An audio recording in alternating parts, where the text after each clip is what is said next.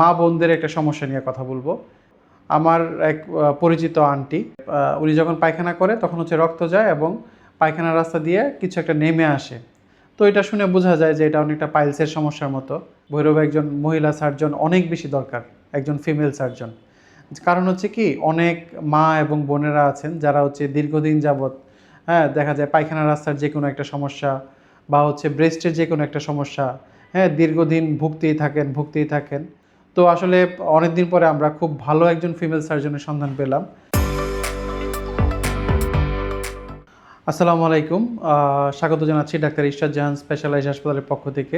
আজকে আসলে আমরা একটা নতুন সিরিজের ভিডিও শুরু করব। সেটা একটা স্বাস্থ্য সচেতনতামূলক ভিডিও।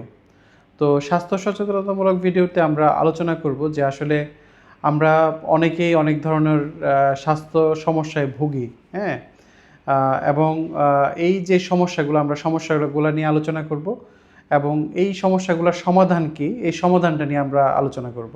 আসলে কি উদ্দেশ্যটা হলো যে আমরা কিন্তু অনেকে অনেক সমস্যায় ভুগি, স্বাস্থ্য সমস্যায় ভুগি বা মানসিক সমস্যায় ভুগি, কিন্তু এটার যে আসলে অনেক সহজ বা ইজি সলিউশন আছে সেগুলো আমরা জানি না।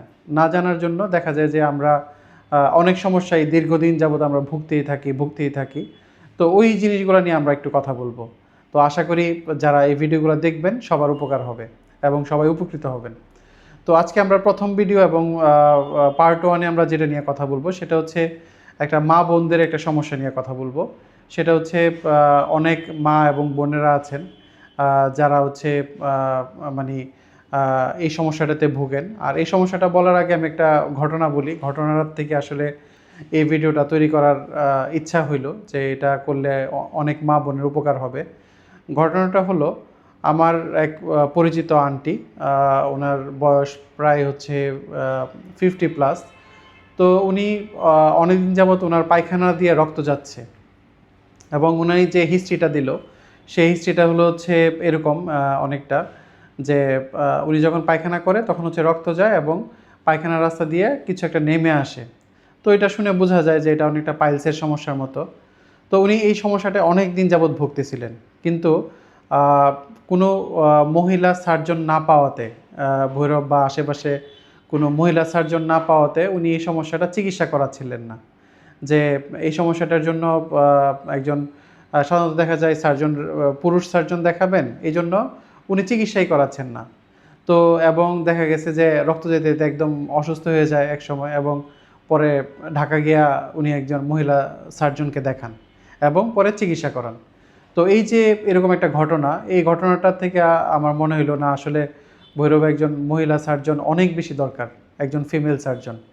কারণ কি, অনেক মা এবং বোনেরা আছেন যারা দীর্ঘদিন যাবৎ, দেখা যায় পায়খানা রাস্তার যে কোনো একটা সমস্যা বা ব্রেস্টের যে কোনো একটা সমস্যা, দীর্ঘদিন ভুগতেই থাকেন, কিন্তু জাস্ট একজন এই প্রাইভেট পার্টগুলা একজন পুরুষ ডাক্তারকে দেখাবেন বলে তারা কিন্তু এই চিকিৎসাটা করাচ্ছেন না।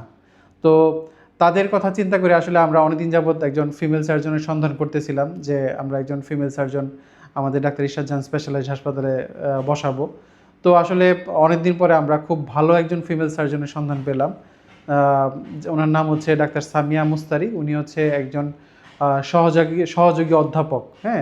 তো এই মানের একজন ডাক্তার পাওয়া আসলে ভাগ্যের ব্যাপার, এবং আমি মনে করি যে এটা ভৈরবের তথা ভৈরবের আশেপাশের সকল মানুষের জন্য একটা খুব সুসংবাদ যে আমরা এরকম একজন ফিমেল সার্জন আমরা পেয়েছি। উনি প্রতি মঙ্গলবার সকাল 9টা থেকে বিকাল 5টা পর্যন্ত ডাক্তার ইরশাদ জাহান স্পেশালাইজড হাসপাতালে রোগী দেখবেন।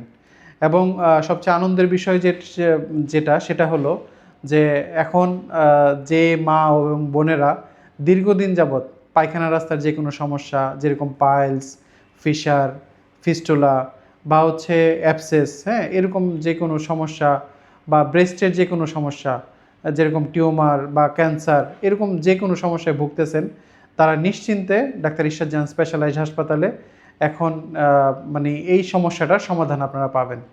এবং এটার জন্য আর ঢাকা যাওয়া দরকার নাই। এটার জন্য আশা করি আপনারা নিশ্চিন্তে ডাক্তার ইরশাদ জাহান স্পেশালাইজড হাসপাতালে যদি আসেন, প্রতি মঙ্গলবার আমাদের ফিমেল সার্জন পাবেন এবং ওনাকে দেখাতে পারবেন। এবং এই যে জিনিসগুলা আপনারা দীর্ঘদিন যাবৎ ভুগতেছেন, এটার সলিউশনটা কিন্তু আসলে খুব ইজি। হ্যাঁ, খুবই সহজ একটা সমাধান।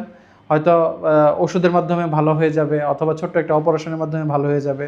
হ্যাঁ, তো আপনারা দেখবেন যে কত সহজেই সমস্যাগুলো সমাধান হয়ে যায়। তো আসলে তো আজকে প্রথম দিন আমরা এই জিনিসটা নিয়ে আলোচনা করলাম। আশা করি যে সকল মা এবং বোনেরা এই সমস্যাগুলা ফেস করতেছেন বা এই সমস্যায় ভুগতেছেন, তারা খুব সুন্দর এবং সহজ একটা সমাধান পাবেন। সবাইকে অনেক ধন্যবাদ। আসসালামু আলাইকুম।